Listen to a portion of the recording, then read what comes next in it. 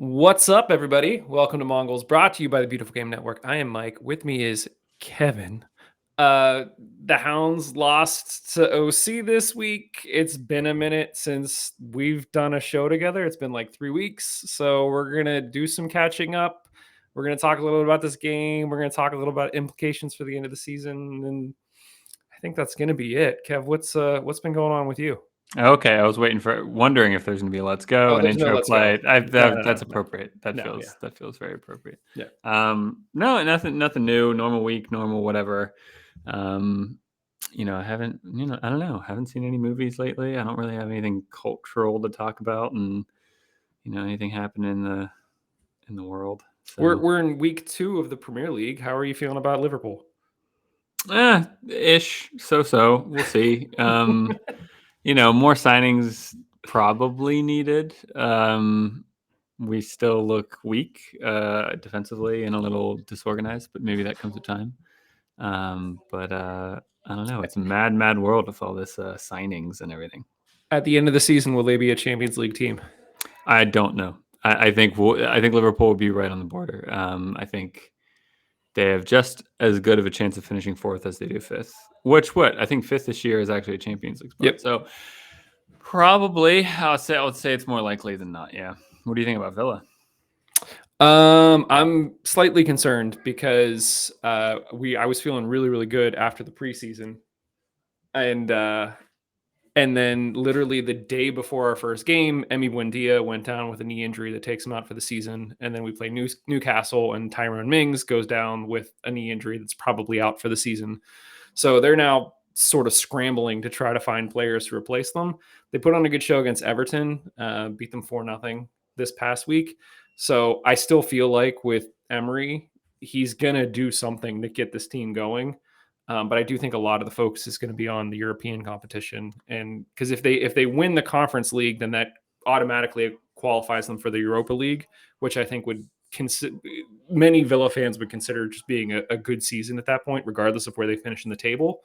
But that said, I still think this team has a lot of potential to do some stuff. I'm just worried that I think Coutinho went down with a hamstring injury and will probably be out a few weeks. They're just missing a lot of people early in the season that it makes it more difficult to be as enthusiastic about this team as I was 4 or 5 weeks ago. Transfer window is still open. I mean, you could. Oh yeah, no, for sure, yeah. for sure. Yeah, we'll see what happens. It'll be interesting. Quick note on this as the final point before we start talking about the Riverhounds. I was kind of amazed. I was looking at because of how much money Chelsea has been spending. I was like, all right, well, let me get some numbers around this. I want to see. Villa has spent more money than Liverpool over the past 5 years, net spend. And I think even going back 10 years, they're bordering close. I was kind of surprised by that. The other stat I liked was I think Ten Hag has more net spend being at Manchester United than Klopp has in his 7 years of Liverpool. Yeah. The spending is insane. Villa basically got some owners that tried to buy their way out of the championship, and so a lot of their money was just to try to get back, and they weren't selling players. The big teams, and this is a huge divergence, but the big teams do a good job of not just buying players but selling players, and Villa's starting to do that a little bit, whereby they have a few players that are academy kids that people were really itching to see get minutes this season. And in previous years, they've sent them out on loan to the championship or even to other Premier League teams. And now they're at the point where they're another loan year is not going to really benefit them that much. Let's sell them with a buyback clause so they can go and actually get minutes. We get some money back, and things get in order. And I think that's just one of those things that you don't hear a lot about as just a fan of soccer, but there are those games within the game that help keep top teams as top teams, money you get from Champions League, to then reinvest in players that you then sell other players or you loan out players. There's all of that stuff that helps keep you at the top, that if you're not there, I mean, we're seeing with Everton right now. I know Josh isn't here to sort of talk about it, but listening to a lot of the shows that had some Everton hosts on them talking about this game this past weekend, against Aston Villa. They're stuck in this cycle where they don't have a lot of money to bring in new players, and the players that they do bring in aren't contributing in a way that you would hope or expect, and that leaves them sort of circling the drain a little bit. And it's just this weird thing. It's sort of built into the system. Um, Yeah. And we're only 2 weeks in. only 2 weeks in, yeah. Yeah, I haven't really talked to you. I mean, I haven't been on the show in 2 weeks. I guess what 2 weeks ago I had a work thing, and was basically in Pittsburgh for most of the week, and then last week, uh, varsity soccer has started up again, for my oldest son, and sure enough, recap from last season, about midway through the season, not even a few weeks into the season, he snapped his tibia in two, which is basically his shin bone, and was basically in a full leg cast from his hip down to his heel, until pretty much February, for it to heal. And so he was supposed to play spring soccer just to get back in the swing of things. And 1 week into that, he broke his toe in gym class. And so he couldn't play there. So preseason soccer, we're like, okay, this is our first real test to get back in the swing of things. He'd been training a bit. And so I went to pick him up after the first morning of preseason work. And he had a bag with ice around his knee. And I was like, oh, dear God, like what is going on here? And, we have no delusions about sort of like he's going to go play for college and be a pro. That's not what he wants. That's not what we want. It's just kind of like, this is a fun thing that he really enjoys doing, and he has friends on the team.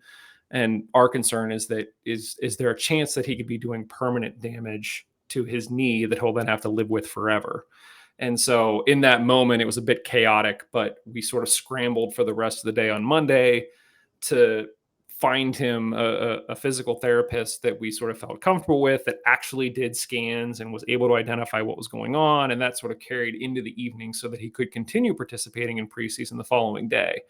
So the good news is it sounds like it's just his IT band that is like super tight. And that's part of him not using his leg as much as he was used to over the preceding 12 months. And so they were able to do a number of stretches and exercises to sort of loosen it up and do some stim and things like that. And so he was able to return to practice, and he's been doing his stretches 3 times a day, with ice. And so he's been feeling good and able to participate. But yeah, last Monday, I was all set to join you guys, and then it was just like I got to deal with this first. So we're also back. Yeah.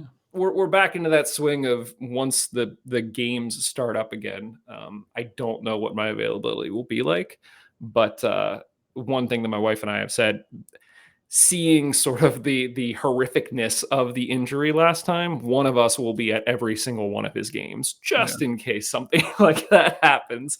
So yeah, we'll see. But it's been a fun busy few weeks. man. Busy man. Yeah, my wife was in or Susan was in Chicago visiting her sister this past week. So I was sort of like Single juggling. dadding it.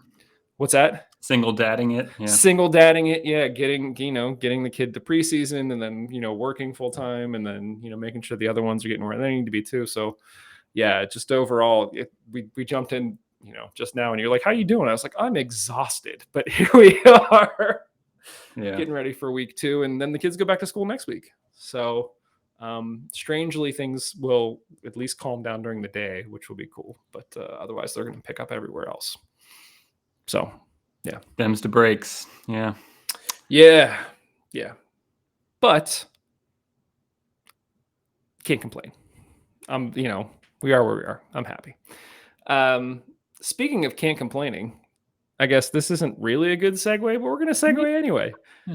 The Hounds, they go to OC on a Wednesday night. They lose 1-0. I told you off air, with everything going on, I wasn't staying up until 10 o'clock on a Wednesday night to watch this game. I also don't feel terribly about losing this game. It's traveling literally across the country on a Wednesday night against a hot team. The Hounds showed well, looking at sort of the stats, looking at the highlights. We had our chances. You lose 1-0 to a hot team. That happens. If this game's played at Highmark Stadium on a Wednesday night at 7 o'clock, or it's played there on a Saturday night, 7 o'clock, the result could have been entirely different. So I don't feel too broken up over this. Yeah, away games are really tough, especially Western Conference away games. This is an end of the show conversation, not let's recap Orange County conversation. I still think there's an interesting argument to be had around like Western Conference versus Eastern Conference play in the mhm. regular season. But anyway, yeah, no, if it's one of those games where it's a little bit of a hard pill to swallow. Not the hardest pill to swallow because I mean, like the worst game to lose is you go away and you're clearly the worst team, Yeah. and that I don't know. There's a certain I don't know what the word is. There's a certain like acceptance to it where it's just like okay, we're just not as good as them. That hurts, but it's like okay, it's not that we played bad. We just got beat by a better team. That was not this game, and even if you are the better team in a game, if you're playing someone that's a bit worse than you, you could still lose the game. You can keep it tight, you can create more chances, and a long ball that bounces off the back of one of your center defenders and it goes in, and you lose 1-0. And it's not like that happens 2 or 3 times in the game and you lose two or three. I mean, then you're like, well, there's something wrong here. It's a 1-0 loss away from home against a weird thing, and I think we played pretty good. So I don't know. You always want to learn something from losses. I just don't know what we learned from here. Like I think Lily probably goes in that locker room and says, "It's one of those guys. Like let's just I'm and." just I'm just picturing Lily making that horse sound. Like, Yeah. So I don't know. I mean, it's a tough game, but whatever. We move on, and at least they did the job for us against Charleston. So yeah. I mean this gets into a conversation. I mentioned I can't now remember if I said on air or off air. This is going to be kind of just a loose like casual conversation because there's not a lot of structure to this. But you sort of alluded to this a minute ago, and I do think there is a conversation to be had when the schedule was announced at the beginning of the season, and it was basically that we were going to end up playing every Eastern Conference team twice and every Western Conference team once. I think we're all like, oh, that sounds great. Like you get to see every team. That's kind of cool. Now that we've sort of been through the season and we see how that sort of shakes out, I don't know if like the novelty is worn off, but I feel like the way the schedule is in the first place, it is still somewhat, and we've talked about this before. It's still somewhat unbalanced and unfair. Like the fact that we're playing Hartford twice in like 3 weeks, that sort of favors us, but it definitely doesn't favor Hartford. Or wait, we why? played I don't understand. well, so, you look at you look at like the Premier League, you sort of play every team in the conference once before you then flip and you play every team in the conference again. Right. And Oh, the I see what way you're saying. that the Right. USL structure is, we played Louisville twice in like 3 weeks. And if it was the case that we were missing players, well, then you're going to drop 6 points just because of that short 3 week window or whatever it is in which you play those teams, and you don't have a lot of control. Whereas if it's more spaced out and you say you play Hartford first game of the season and then you play them in the 16th game of the season, like that provides a little bit more balance and gives you a more realistic picture of how the team is actually performing in the conference. Um, so there's that, but then you also throw in sort of traveling, coast to coast midweek against a team that when the points that you get can ultimately impact where you stand in the Eastern Conference, but it also feels like to me, it almost feels like there's the points that you get in the Eastern Conference, and then everything else is kind of like bonus, maybe, but they don't No, actually like weigh up how good you actually are. not the end of the season. Points still count the same. I know, but it's just, Yeah. No, but I mean, look yeah. at the same time though, where you play in an East Coast versus West Coast battle, there's a huge advantage in terms of the points that you actually get. So again, like I said, if this game was played at Highmark, there's a pretty good chance that we're at least Sure, but drawing this what game or winning. the argument is it's still split, right? I mean, we get a handful of West Coast teams at Highmark and we get a handful of West Coast teams away. I'm not. I'd have to look. I don't know if it's actually split like that. I don't know if it's equally split, but I mean, we have played Western Conference games at home, right? I mean, Right. like, and as you were going through that, I was actually trying to look to see from our past schedule how many like away games against Western Conference teams we've had, Hmm. and how many of them have been positive results. As far as I can tell, in the past 20 seconds of what you were talking, Hmm. we haven't beat a single West Coast team away from home. The best result we had was a draw, I believe. Once again, away from home, we beat some Western Conference teams at home. Like we beat Vegas at home 4-1. But yeah, no, sorry. I mean, I'm scrolling through. Yeah. Lost to El Paso 2-0, lost to Colorado 1-0. Yeah, like I said, the best one I think we had was a draw, and I can't even come up with who that is right now. So Yeah. I mean that's probably biasing us, right? I mean, okay, we get a draw against Oakland. Um, I don't know, because like we have this experience following the Hounds all season. We like just intuitively we know from pattern recognition, like we go away to a Western Conference team and we don't win, and so it's like I hate Western Conference teams. like I'm sure it's a bit of that, and I'm sure there are other fans from other clubs that actually have, I don't know, like decent experiences with it or whatever. But I think it's probably just maybe irrationally ingrained in our heads being Browns fans that it's crap to go away from home against the other conference. But it also makes me wonder, like, should it matter? Like, does it matter? Like, if they said next season we're not going to play Western Conference teams, would you be broken up over that? Considering how things shake out, because at No, the but I end, think that's just because we haven't won away against a no, Western Conference team. I like the novelty of seeing new teams. I do. Um, I think the other thing that kind of tinges it a little bit is if all of the away stadiums, if all the stadiums in the USL were up to a certain standard, mm, if the atmosphere like at all these stadiums were like high mark or something, or you're playing on a field like, then maybe that. But sometimes I don't know. It's just even just like the viewing quality of watching it. It's mhm. just like it just feels weird. I don't know.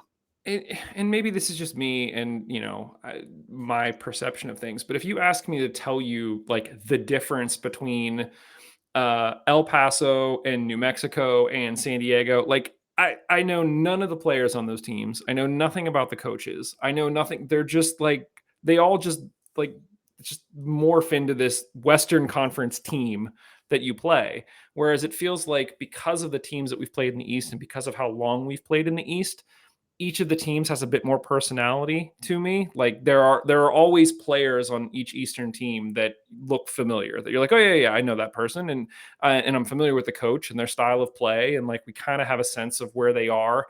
And I Right. think that familiarity brings another component to the viewing experience and being at the game in ways that bringing in new teams all the time doesn't.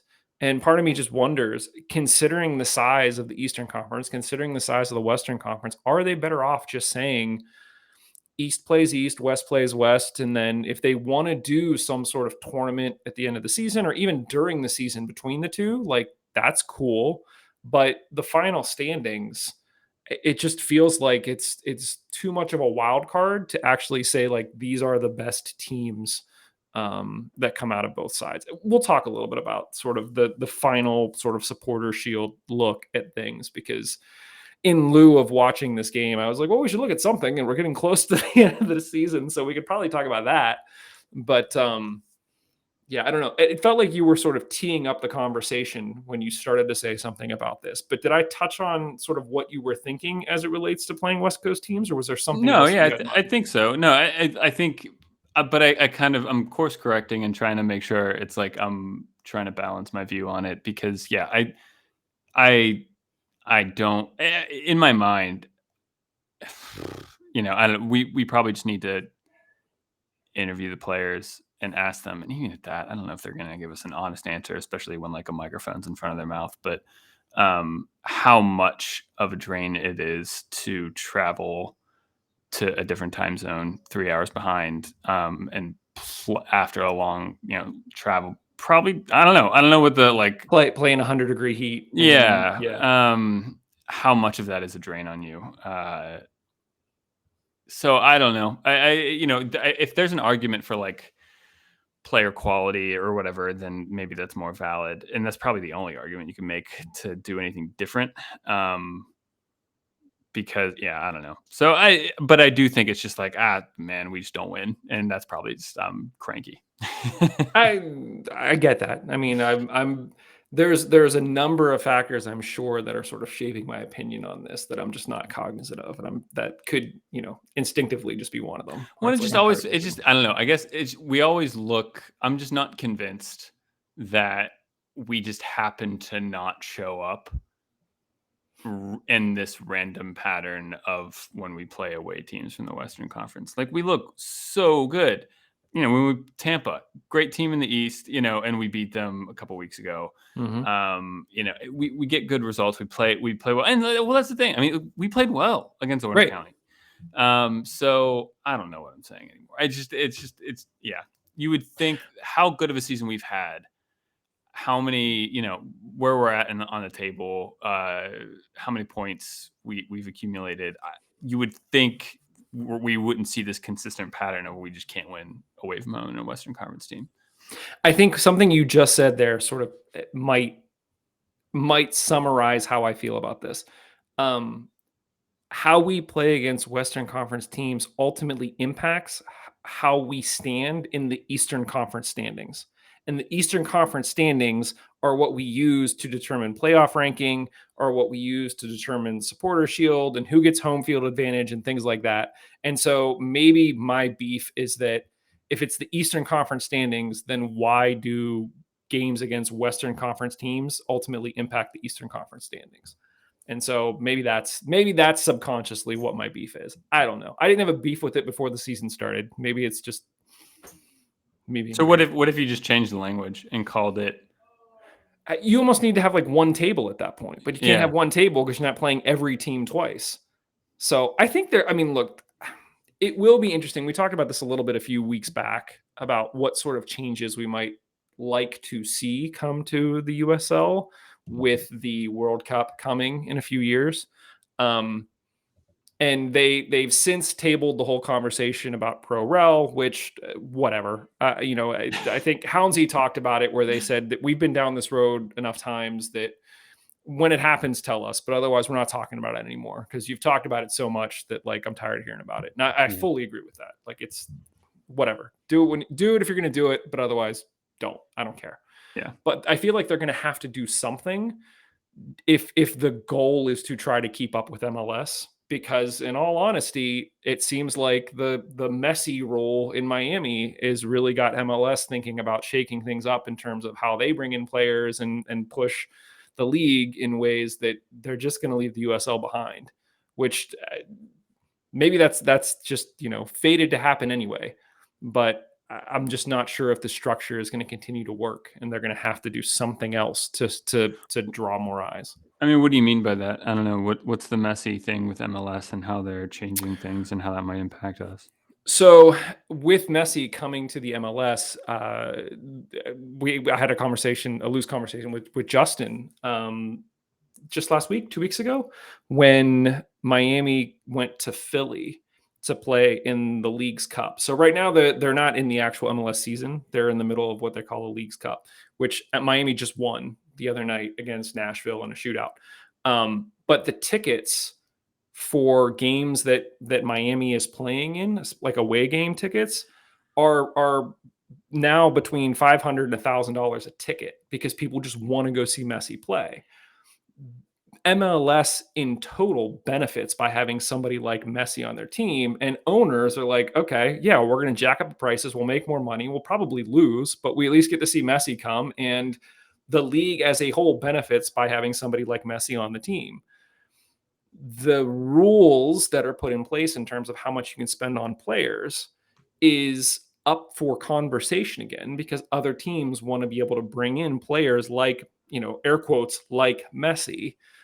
There was just some article speculating that is MLS trying to lure Mbappe over here. Like, I can't imagine that somebody like Mbappe in his prime would come over here, but who knows? Stranger things have happened. So if MLS starts to adopt new rules in terms of how they pay players and how they can structure their teams, like good luck. Like the Open Cup is just going to become a joke because they're just going to, all the USL teams will be out in the first round against MLS teams, and it'll just be an MLS Well, that's tournament. if they play the big stars. I don't know if I, they would.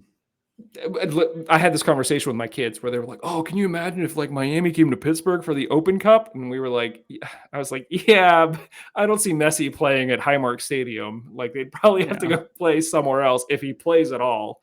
Yeah. But yeah. Um, but regardless, I think with the World Cup coming here in a few years, which by the way, congrats to Spain, the women's team winning the World Cup this weekend Yeah. over England. Uh, there's going to be changes that are made in all of these leagues. And so I just don't know if there will be some new structure that USL comes out with where it's either hyper focused, you sort of have an Eastern league and a Western league, and you sort of have pro rel between those, or something. I don't know. But we've talked about even how it's weird that, which again, we'll get to in a second, you have sort of supporter shield for the entire league. But if you're like the top team in the East and you don't have the most points, you don't get any hardware. It's just like across the whole league, even though you don't play every team in the West twice, or it's weird. And so I think just streamlining the structure a little bit to make it make more sense would be beneficial for everybody. So we'll see. I don't know what that means, but yeah. Also, it's kind of crazy. I never realized this, but like 45% of the Western Conference is just in California. Yeah. Yeah. So I don't know. Anyway. Yeah. So it's again, I mean, I'm sure they don't love flying east as much as we don't love flying west. So Yeah. yeah, we'll see. I feel like we've, I can't even say this is an end of the season conversation because we've done 26 minutes on it. Right. We just, yeah. Well, one last thing on it though. I do think that it's for some fans, it's like, oh, it'd be super cool to go to Vegas or it'd be super cool to go to Monterey Bay. But like 1% of 1% of fans of the Hounds are going to be traveling with them to Monterey Bay. So like the most you're going to see is people watching these games on TV, in which case it's no different than you playing Tampa. Like it's just you're not actually there. So the novelty sort of wears off pretty quickly. And that goes for all teams that are traveling that distance. You might have one or two people that will make that trek. And great for them. That's fantastic. You get to go see another city, but it's just not feasible for the vast majority of these fans. And so the novelty does tend to fade. You capture some novelty in the Open Cup, and you capture some novelty Right. if you make it to the playoffs. In Yep. which case, I don't know. I mean, you're still playing your own Eastern Conference teams unless you get to the final. Right. But still, Exactly. So is there anything else in this game, Kev? I know that we haven't talked about this game in like 20 minutes, but is there anything else from this game I think it's interesting up? what last week Steve and I talked about Dequa and Shown Me Yeah. starting together. It happens again. Mm-hmm. They're not giving me enough evidence to say don't do it again. And generally speaking, I'm in favor with putting another forward alongside Dequa because I mean, I need to stop doing that. That's the third time I did the whole geez. After you said it, I'm just very aware of it. It happens in this game. I don't know. When Dequa doesn't score, it's like, okay, what happens? Right now, we went through that patch in the middle of the season where it seemed like we were getting a single goal from like 8 different players, and that's what was pushing us over the line. I kind of I mean, that was going to dry up eventually, and I don't want to say it has. You're going to have games where you don't score any goals. It's fine. We can accept this, especially for how well the team's been playing lately. But to have someone else who is, I don't know, at least threatening, like Showing Me can alongside Dequa, I think is really helpful. And they've established somewhat of a partnership. And I think Showing Me more than any other striker, I think plays well with Dequa more than Keza. So, I mean, yeah, I think I like seeing that going forward. Ibarra seems like he's now getting, a strong run in the team alongside Griffin. Forbes comes in and plays pretty well, but yeah, I don't know. It's we'll see. We'll see how they don't score, so that it doesn't give you confidence of it happening again. But I wouldn't be surprised if Dequa and Show Me start again in the next game on Wednesday. It does make me wonder how much of it is a game to game tactical decision. Like, we know that Bob likes to try to exploit weaknesses in other teams, but also every coach says, we try to focus on ourselves and do what we need to do. So even if you say like we're trying to exploit the weaknesses, you still end up seeing a similar starting 11 week in and week out, at which point you're like, okay, well, are we personnel wise, we're not making many different changes. Um, I say that, but I guess realistically, the Hounds have had a lot of personnel changes. We've talked about how you really can't pencil in a single starting 11 from week to week. So maybe it is Yeah, more Bob tactically shifting. But there are names that are always first on the team sheet. If Deke was healthy, he's playing. So the question is just, Griffin. is Yeah, showing me now in that category for Lily. I mean, definitely not of the level of Dequa, but I mean, Right. I think I mean, Aubergeon Jr. had a good run Mhm. in the past couple games in the lineup, and now he drops off. I mean, he comes in on as a sub in this game, but yeah, I don't know. I do think I don't know, I'm trying to remember. I'm trying to wrap my brain back from last year. Um, Towards the end of the season, could be wrong, but what's sticking in my head is after a season of kind of chopping and changing the starting 11, Lilly kind of settled into a Mhm. starting 11 that he liked in the last kind of couple games running up to the playoffs. Yep. I don't know how early he's going to do that again this time. It feels like we're starting to see some regularity. I mean, Ibarra, Griffin, Dequa. If Shown Me starts in the next game, I think that's a huge sign. But Well, we'll we'll see. talk about that Yeah, because I think we have 2 games this week. We have Hartford, away on Wednesday, and then we have San Antonio away on Saturday. that's So true. the Wednesday, Saturday thing could screw with that. That's true. Um, but I also think that you're not wrong. But I also know that late last season, I mean, there was a question of even like, are we going to make the playoffs? I remember having that conversation. And so you just sort of pick your best team and go out and try to win every game and see what happens. We're in a different situation this year where we literally could end the season as the top team and walk away with the supporter shield, which is like great. Which I'm pretty sure it's called the supporter shield. I keep calling it the supporter shield in lieu of knowing what it's actually called, but it's the thing you get for being the team with the most points at the end of the season. Um, we've got a shot at it this year. So yeah. I'm trying to look it up as Yeah, quickly. I figured you were. That's fine. I really don't care because even if you tell me it's like the Bob Smith Memorial Cup, like I'm still going to call it the Supporter Shield because that's what it is. Um, yeah. So yeah, we'll see. I think that's it. I know you're still trying to find I can't this. find it. It's fine. We're I good. can't find it. Let's. Yeah. I know you have a graphic. Let's move on to the graphic. Well, yeah. Okay. So here we'll move on to the graphic, and then we'll talk about standings and stuff like that. So one of the things that, in lieu of me, being able to follow the Hounds as closely as I would have liked to over the past few weeks, I was like, I do know that we're getting towards the end of the season. We only have so many games left. Realistically, who are the teams here that are actually like challenging for what we're going to call the supporter shield, whether it's called the supporter shield or not? And so the graphic I'm putting up on screen, and I'll share this on social media as well, for those who aren't watching live. Good for you.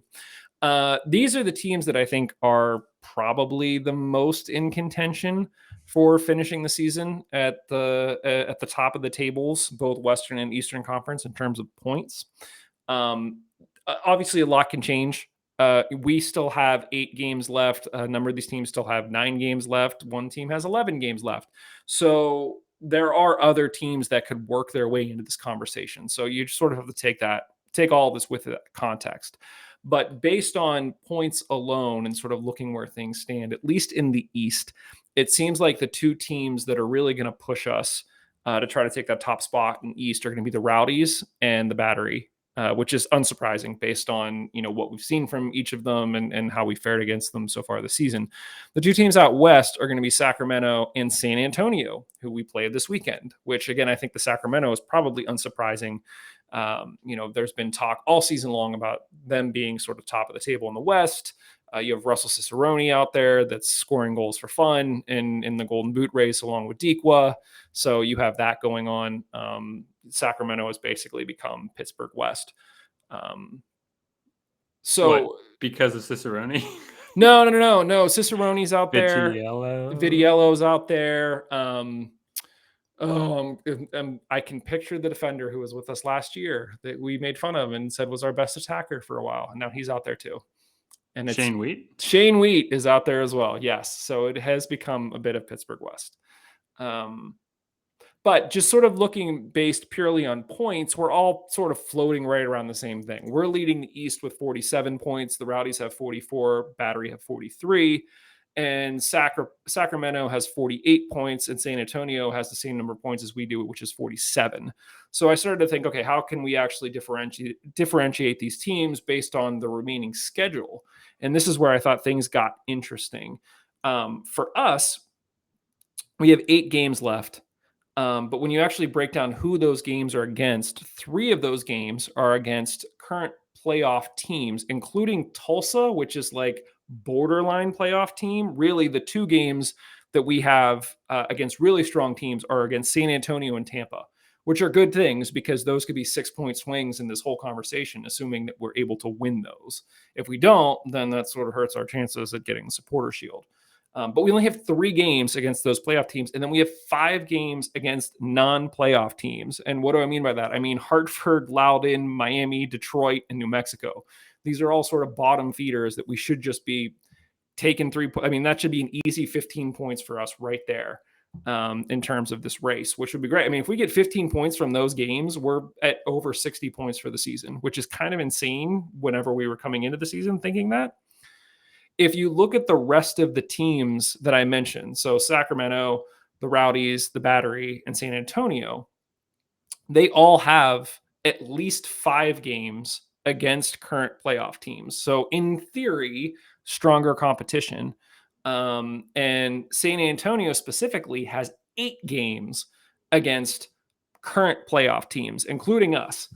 They also have to play Tulsa, the Switchbacks. They have to play the Rowdies. They have to play OC twice, the Roots, and Indy. So while San Antonio currently has the same number of points that we do, their road to the end of the season is a lot more difficult than ours.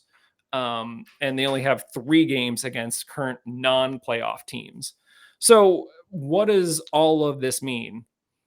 I don't know. It could mean a whole lot of nothing. But this was sort of my guess at like, okay, what team should we be watching out for as we go down the stretch here? We have 8 games left, really just a few weeks left. And how do we want to be able to keep an eye on, where we stand as it relates to the supporter shield? Because this isn't something we've had to do before. We did it. We took the top spot in the East a few years back, but we weren't sort of tracking it this way. The whole league structure was different, and it was a whole thing. So this was my shot at that. And this could be something that we update each week, where it's just like, how are we looking? Where are we standing? If we had to guess sort of how things shake out, how do we think it's going to shake out?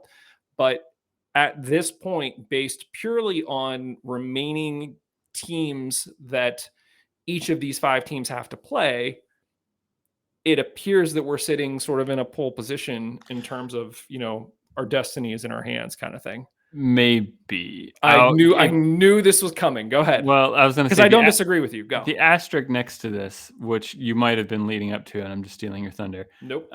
Is, if you add the numbers up, we have 8 games left. The only other team that also has 8 games left is Charleston. Mm-hmm. All the other teams, San Antonio has 9 games left, so they have an extra game. Tampa has 9 games left; they have an extra game, and San Antonio have 11 games left. So Right. they could, they can afford to drop points in some Right. of these games because they have games in hand. So I mean, that needs to be balanced out as well. There's also going to be the argument as we get down the stretch that some of these air quotes non-playoff teams might actually be more difficult plays depending upon how far below the line they are. If they're battling hard to get above the playoff line and keep their season going, they might actually be a more difficult game than a team that knows they're making the playoffs. They're not going to get out of fourth or fifth spot, and so therefore they may not be bringing it as hard. In each one of these games. So there's a ton of other variables that goes into this. Also, quick correction: Tampa actually has 10 games left, not 9 games. So then I totally missed something when I was looking at the schedule. So that's on this guy. But yeah, so just something to look at, and we'll sort of keep looking at it. We'll have 2 more games off this list the next time that we talk, which is kind of crazy. We only have 6 games left. So yeah, that is crazy. Yeah, playoffs are here. The playoffs are here, man. Like it still feels like every season, it just feels like, all right, we're at the beginning of the season, and then it's like, August, and you're like, no, you're not. I mean, the crazy thing is, this is the first time we'll kind of say it out loud here, even though it's not mathematically guaranteed.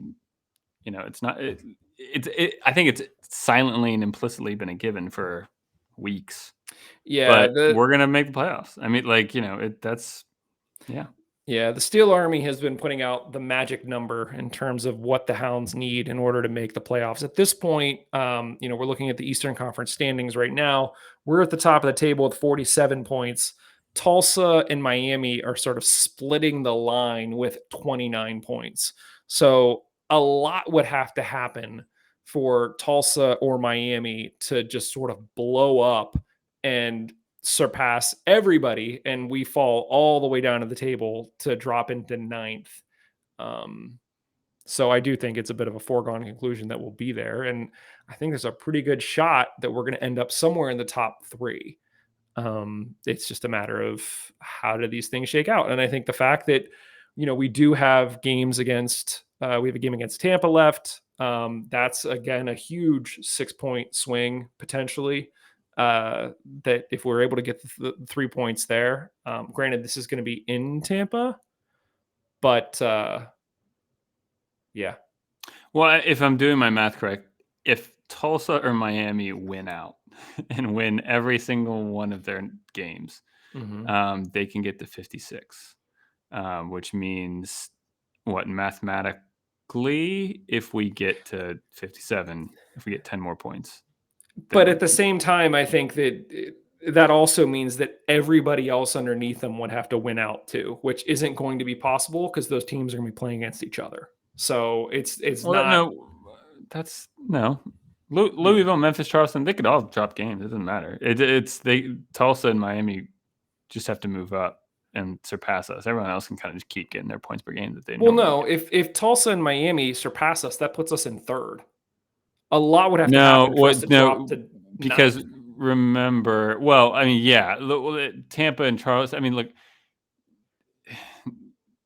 I disagree with you, but I don't want to get into it. It's not important. I'm just saying, like at some point, Tulsa is going to play one of the other top 7 teams there. And so if they win out, then those teams are going to drop points too, and they're going to stay beneath us. No, well, because remember, if we get let's say we get 55 points, then all Memphis or Charleston have to do is get 56 points, and they'll be above us. Maybe that means they're in 7th or 6th, or maybe that means they're but anyway, it doesn't matter, Mike. I get what you're saying, but I'm also just saying that it's not as simple as like Tulsa went out, and so now we're not in the playoffs. Like that's also not how it's just because Tulsa's been popped up lately, and I want to circle back to like the Western Conference, Eastern Conference thing. I mean, the whole you can also say like Tulsa fans are like, yeah, like don't get me like I don't know, because like there's so much. I mean, for Tulsa to go and have to play Hartford and Miami. Yeah. And then they look over and see San Antonio and like Rio Grande, and they're like, "Come on!" Like they're so closer, so much closer to Tulsa. So I don't know what the answer is. Yeah, I get it. Real quick, looking at Pick'em, I think we only had one person that got the right result. I think it might have been Bill Gordon who picked the Hounds to lose this game against OC. Otherwise, everyone else Did not pick the right scoreline nor the right result, so I still remain at the top with 24 points. Michael Finn is in pole position to be getting 2 season tickets to see the Hounds for 2024 with 23 points, followed by Laura Ellen with 22. Keaton has 21. Kev, you have 20. So, one win, you're right back up there. And Devin Pale has 18. So, again, every game, we put out a post on YouTube, which we also link to on Twitter. And you basically go to that post on YouTube, you leave your score prediction, 3 points if you pick the right score line, 1 point if you pick the right result, no points if you get either of them wrong. And the person who isn't associated with Mongols and gets the top spot will get 2 free tickets for the Hounds next season. So right now, Michael Finn is looking pretty good. But Keaton just has to get 1 score prediction right this week. And there's 2 chances this week with us playing Hartford on Wednesday and San Antonio on Saturday. So this table could look completely different for our next conversation. So that's Pick'em. I Kev, started off so strong. what's that? I started off so strong with Pick'em. I think what will be interesting, and we'll see whether or not I actually do it this offseason or not. I might ask Laura Ellen to do it just because I know she loves to do this kind of stuff. Not because I'm just like dumping it on her, but we have all of the data of exactly how many times we collectively have picked the right score line, have picked the right result, and have picked wrong. It will be interesting to see, like, statistically, how good are we at this and how much of this is just pure dumb luck. Like, is there actually a statistical anomaly in terms of one person is actually better than everybody else at this? Because I can tell you I'm not. Like, there was a string where I was just like 1-0 Hounds, and it was just like lily ball, and that's all it was, and you get points. So yeah, that will be something fun to look at this offseason now that we have some data about like how people are picking and what they're picking and were they right, and how difficult this actually is to guess what the score line will be. Would be interesting. Yeah. So, as I mentioned, we do head to Fraudford this Wednesday before we travel to San Antonio on Sunday. Hartford just lost again to Miami this weekend, 3-0. We're going to be there Wednesday night at 7. Are you at all concerned about this game, Kev? I mean, I'm concerned about every game because no I game. was expecting no, and then I know you were. on. I know, and I'm sure everyone else was, and that's why we got to keep this interesting. No game's guaranteed. I remember enough games from previous seasons where Loudon were crap, and then they, one of their players puts a 30-yard shot in the top corner, and they beat us 1-0 or something. So, or even in the Orange County game, one long ball, the ball bobbles around, it goes in, and we're unlucky in front of net. So. But I mean, as much as you can say, yeah, well, of course, this is, they're bottom in the East. Are they bottom in the league? No, Vegas is pretty bad. Well, they're about the same. Well, no, Vegas worse. Hartford have a worse goal differential. Hartford have the worst goal differential. There you go. So. No, I mean, maybe midweek stuff, maybe having an eye on the game afterwards. I don't know, but no, this should get us back on the winning road and put some points up on the board that I think which we need. I don't know. I mean, it's nice to be top of the East and all of that. It's nice that Charleston lost. It's nice to start Charleston lost too, but Tampa's destiny is in their hands, Yes. which I never like. I mean, I think Steve mentioned this, or Josh might have mentioned like something like in a tweet or something. It's probably I don't know, but yes, it's like I'd rather have points on the board than games in hand. But I don't like Tampa saying like, well, if we go on a run, we could leapfrog you, and that's always so. Yeah, I mean, this it's pretty big. Well, and that's why I think we still have a game against Tampa. That game is going to be huge. Yeah. Like league defining huge kind of thing. But yes, I tend to agree. I think my biggest concern in this game is just thinking too far ahead to the weekend. How do you stay focused on this game? How do you make sure that you keep guys fresh for a long trip out to San Antonio on the weekend? And I don't know. I like Do you it's think? I mean, do you go weaker with your starting lineup against Hartford? I don't think you go weaker. I think there's certain guys that you just might not see at least starting. Like you might not see Kenny starting. Um, that might be it. Like for whatever reason, whenever I think of like the grizzled veteran, like Kenny's the only one that comes to mind. And maybe that's because he kind of is. Maybe Etu as well. But for the most part, I think you give those guys a breather. Maybe you let somebody like Mertz start, who hasn't been. He's been sort of coming on as a sub. Um, and Quick thought on Mertz, Mike. We had a conversation last week about Mertz. Fan chimed in. I don't know. Good season, bad season, underperforming, overperforming, I performing think appropriately. I think he's just been overshadowed. I think there's been a midfield we've talked about. It's a very congested midfield, and I don't know who you take out to make room for him. You mentioned earlier in the show that Ibarra has sort of cemented his spot in this team, which early in the season I did not think was going to happen. He has like come on leaps and bounds this year, and impressed in ways that I just didn't think he was going to do. So massive kudos to him. And Griffin wasn't around. And so I think those two, then what? You're gonna, not play Kenny, you're gonna not play Etu, and you're gonna get Mertz in there instead. Maybe, but it feels like Lilly has a problem where he just has too many players and he's trying to figure out how to make them work. And I don't want to say that Mertz is one of those guys that just kind of like needs minutes to like really get into a rhythm, but I think that's possible. I think that might be part of it. And so I think the other thing is too. I don't. I don't want to be. It sounds like I'm. It might come across as me trying to be like too harsh on Mertz because I keep bringing him up. I don't. I think Mertz is a very very good player. yeah, yeah, yeah.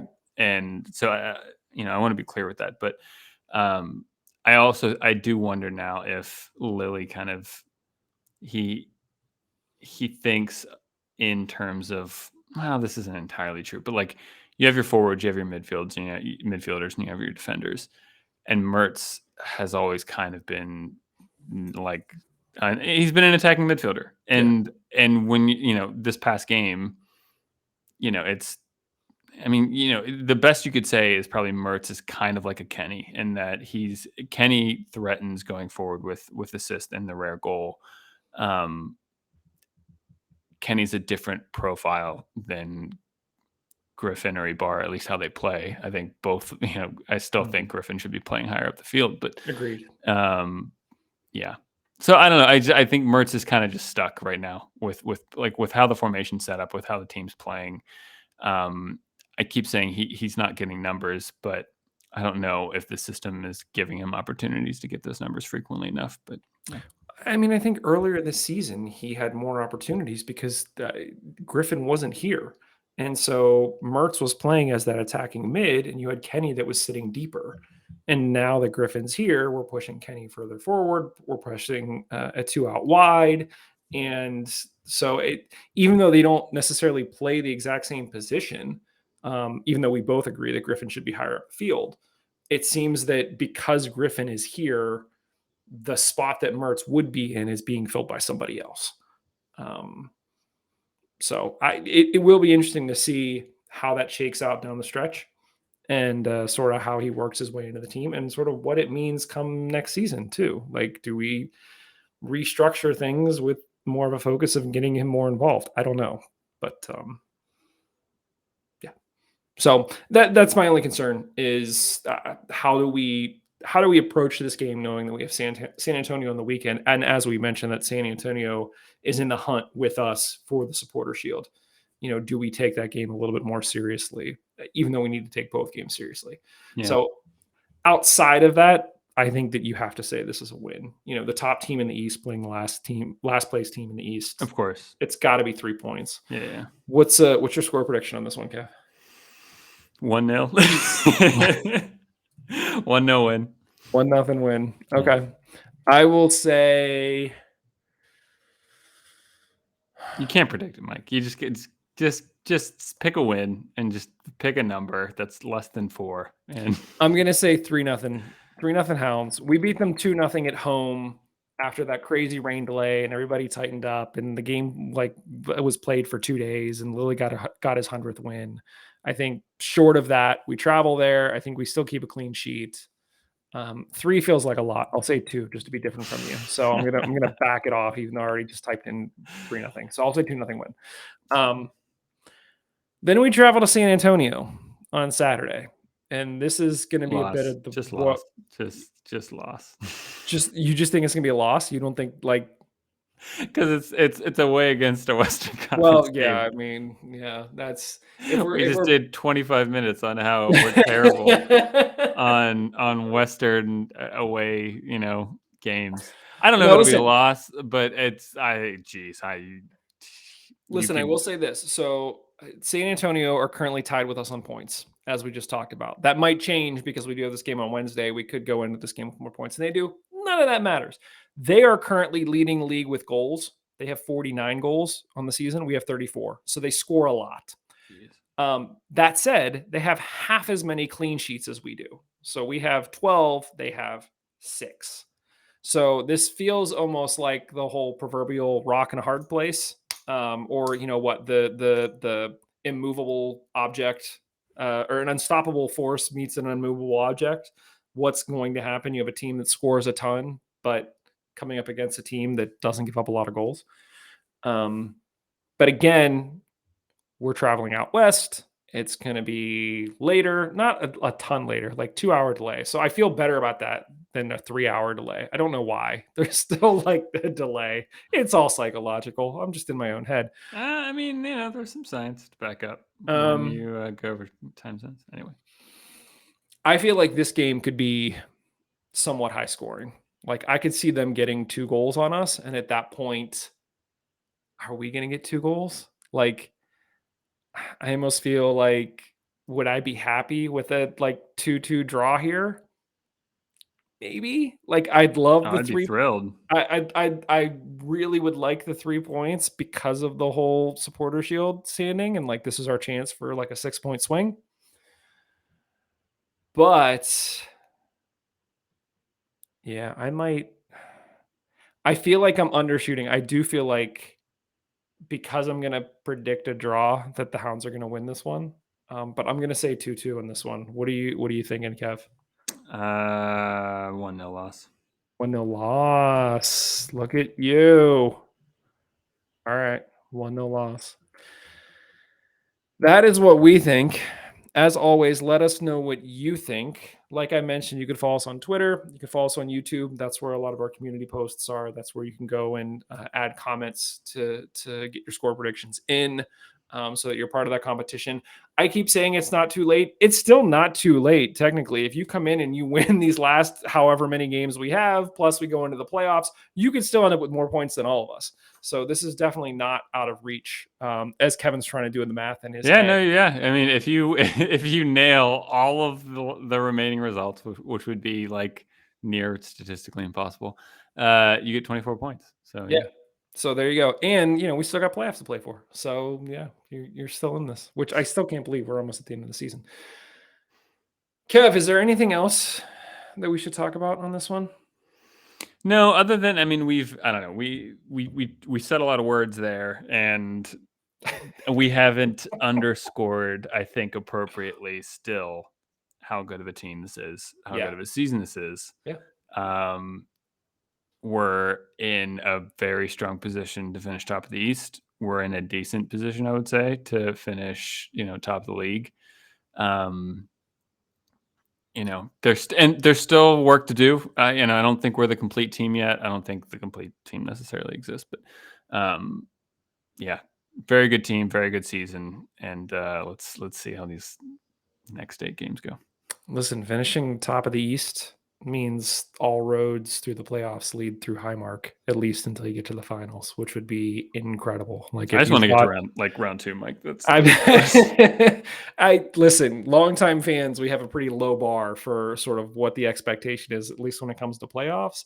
But knowing that Fort Highmark is Fort Highmark, to make sure that we're playing all of our games at home would be massive. Oh, one more thing to talk about. I know we've kind of had a feeling about attendance numbers throughout the season, but Mhm. someone tweeted out over the week or whatever It was our buddy that John Morrissey. yeah, the league table for like average attendance and increase year over year and all that stuff. But the Hounds look great. What capacity is around 5,000 and some change. We're averaging like 4,900, Yeah. which We're is up 25% over last year, I think it I think was, it's something like that. it might be even more than that. I don't Yeah. know. But takeaway message is we're very close to like by the numbers almost selling out every game. Yeah. And if you go back to those conversations around stadium expansions or whatever, I mean, these numbers suggest, okay, yeah, we can take on a little more space and pull in some more people for sure. So yeah, it's really, really good to see, and just a really healthy like number to suggest that the club's in a good place. Yeah. I mean, Agreed. we knew this. I mean, like anecdotally, we knew this, right? But it's just nice to see it on a spreadsheet. Agreed. 100%. One other thing, if you haven't seen it, there is a video that is circulating around the USL. They say that it's the first in a series. We'll actually see. The video itself is very much an advertisement for, I think it's tequila, but it's Bob Lilly and I think it's Ben Perlman, the Batteries coach, just like sitting down. I guess the last time that we were in Charleston, No way. sort of just like they weren't BSing. There was clearly prompts of like what it was that they were supposed to talk about, but it's always good to get Lily just talking candidly about what he likes, what he doesn't like. And What we've do had him I on the show. We know we sort of know how that goes, but what he do seemed to be I enjoying search himself. on YouTube, Mike, to get Just this? go to search for USL Championship on YouTube, and it should be in their YouTube feed, one of their videos that's there. So there you go. There's a little plug for the championship. Also, there's really good. I think we talked about it, but there was a really good USL video that this like on the Steel Army or something. Like I thought it was Oh cool. yeah, they did a whole thing on the Steel Army. I don't know. Did we talk about it on here? I was ticked that Josh and Liz didn't tell me about this, and they were featured so heavily. And they were just like, "Oh yeah, we recorded that, a little while." And like everybody was in it. Like I think Ariana was in it. I think Yost was in it. I think Shoes was in it. And it was just like I wasn't jealous. I was just like, "Why didn't you tell me? This is huge. This is awesome." Um, That was very cool. yeah, so go check that out too. No, I've been impressed with some of the content that the USL's been putting. I've been impressed with what the Hounds have been putting out too. Yeah, The Houndsy talked about how they did a video recently where they asked the players, if one of the players on the team was an alien, like which one would it be? There was one today, I think, of Ammo making pasta to promote something yeah. So they're doing a lot of really cool, fun stuff. And so kudos to them. That's not something we've seen in the past. And that's the kind of thing that's going to get more eyes on the team and just be fun. I think it is the battery. I think it's the battery are now doing a like behind the scenes. They have like a camera crew following them. And now they have like YouTube videos of like trips to different it's like an games. Amazon Prime series It's thing. Where totally listen, they're totally trying to do an Amazon Prime, a welcome to Wrexham kind of thing. But if that is what, ultimately helps to get people backing a team, then I'm all for it. I think knowing more about the players, knowing more about the team, it makes you feel more connected to them. Listen, my son had his birthday and he got a Miami Messi jersey. So like I have zero connection to Miami, but he watched the hype around Messi and he's seen a few of the games and like now there's a story and he's into it. So great. Um, whatever it takes. So that goes for this week as well. Whatever it takes. Thanks, everybody. We'll talk to you very, very soon. cheers.